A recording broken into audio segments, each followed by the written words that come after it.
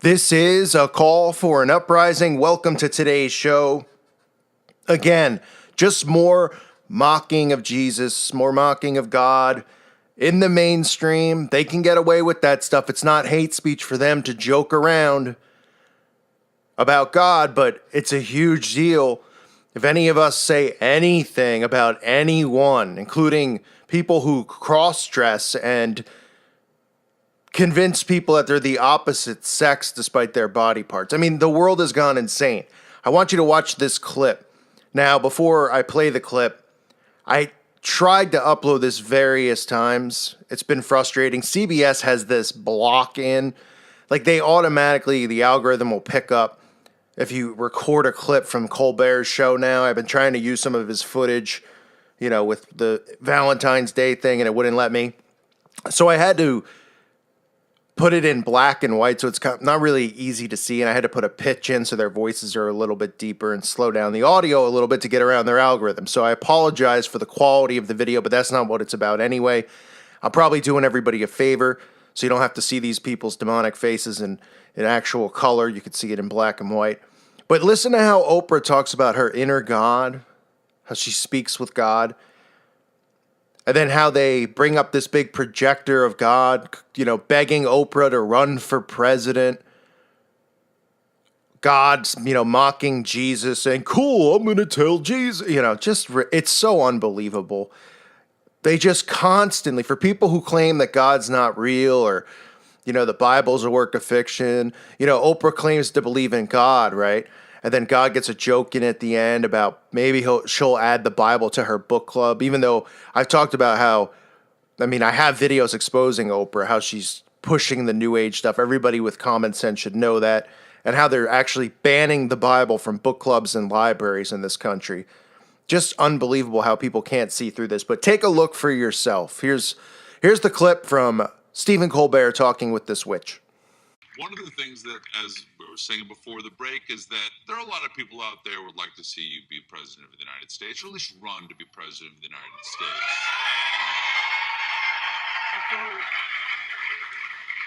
I feel humbled and honored by that. It just isn't something I've said this before. I would know it.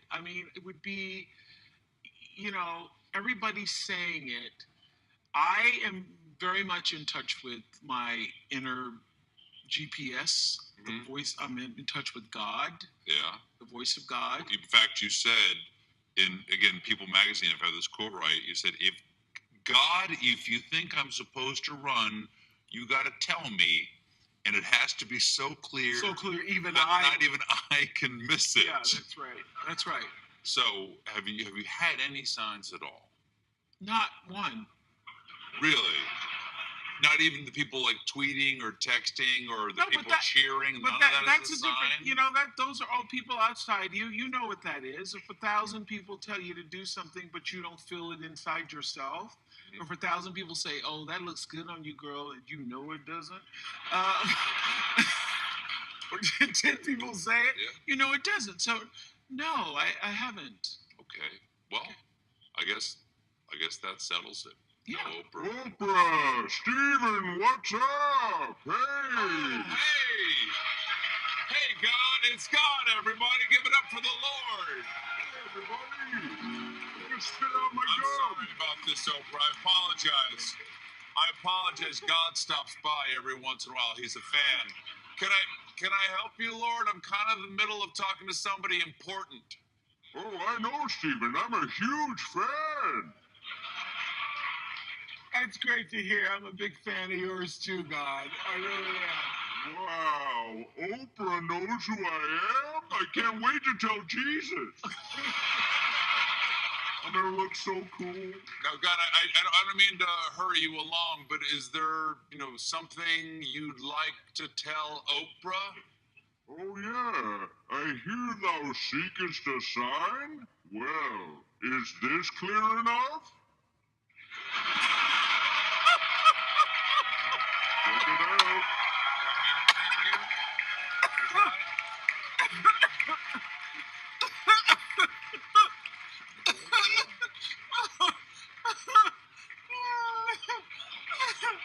Take your your time. I've been here for eternity. All I can say, God, is that run is now a part of my exercise routine. I can tell you that. Well, how do I make this clearer, Oprah? Oh, I know. Oprah Winfrey 2020. Yes, she can. Well, there it is. You asked for it. There it is, Oprah. A big endorsement. Okay, Lord, let me just say this to you. It's not something I've ever seen myself doing. It's not the kind of job that you can have without fully devoting yourself to it 100%. Not really. Have you seen this White House? He's got a point. He's got a point. Come on, Oprah. I had all this merch printed up. I put it up on my wife's credit card. She's gonna kill me. God, take it from me, Oprah. It's gonna be okay. Everything's gonna be okay, and I'm sure you're gonna find someone that you are just inspired by in 2020. Thanks, Oprah. Look, before I let you go, any chance you could get the Bible into your book club? I'm working on that. Come on, everybody. Thank you, Lord.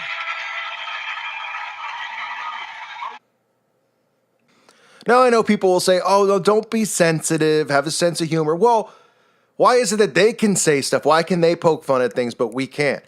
Especially when it comes to God. How come nobody's poking fun at Buddha? How come nobody's poking fun at the Shiva, or the Kali, or these other freak demons that they worship? Why is it constantly an attack on Jesus? And why can people who aren't followers of Christ not see that it's a constant attack on Jesus? Because Jesus is the truth. That is why. And they want to mock God because they know by leading people away through humor and deflection and all this stuff, it leads people away because they start laughing at God. They laugh at the Bible. They don't take it seriously. So Oprah's here promoting her ridiculous new movie as well, which is just nothing but programming for children, more witchcraft, A Wrinkle in Time. You know, she's a witch, but they'll say she's like a goddess or something.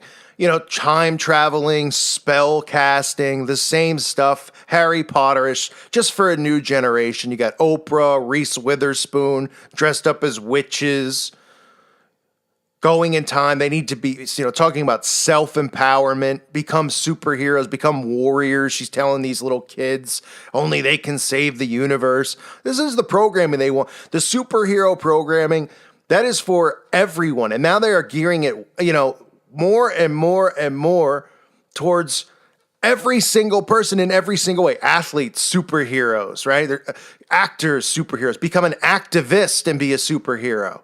This is all part of the transhumanism agenda because that's how they're going to sell people on this stuff. Oh, you won't get diseases anymore when you take the chip and you have your DNA altered and all this nonsense with the AI. Oh, you could become like a robot, but you can have your own superpowers. And I mean, people are going to just be eating this up. Why do you think every couple months there's a stupid superhero movie? I mean, who watches this stuff?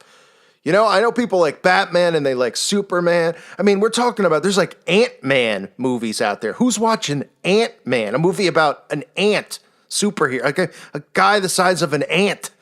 I mean, huh? And you could see this stuff too with the movie that won the Academy Award. You got a woman, in love with a sea fish or a sea creature or some crap. I mean, these lines are being blurred all over the place, but I'm going off topic. This is just Oprah and Stephen Colbert. Okay, just mocking God, mocking Jesus, getting away with it as she's there to push Wrinkle in Time, her witchcraft sorcery film. And no one says boo about free speech versus hate speech, right? Because they go, well, Oprah believes in God, so she can say that stuff. Or, come on, have a sense of humor, right? So why is it that we can, as Christians, go back and say, well, this kind of stuff is hate speech? If you want to censor what we can say, then maybe you guys should look in the mirror. Well, because they're just going to laugh at us and they're going to go, oh no, come on now. You're the big bad Christians. Everybody knows that, the country's run by Christians and there's Christians. I mean, this deception that they've given that, Christians are the superpower kind of religious organization. Like everybody believes and all these other groups are picked on. Like all Buddhists and all these other religions are picked on, and Christians are the only ones who get rights, and Christians are the one who get prayers in school. It's all part of this BS mind control system. But again, more from Oprah, right? Oh, it's a big joke. Huffington Post, everyone's having a big kick out of it. E! Online. God tells Oprah to run. Well, God will not be mocked.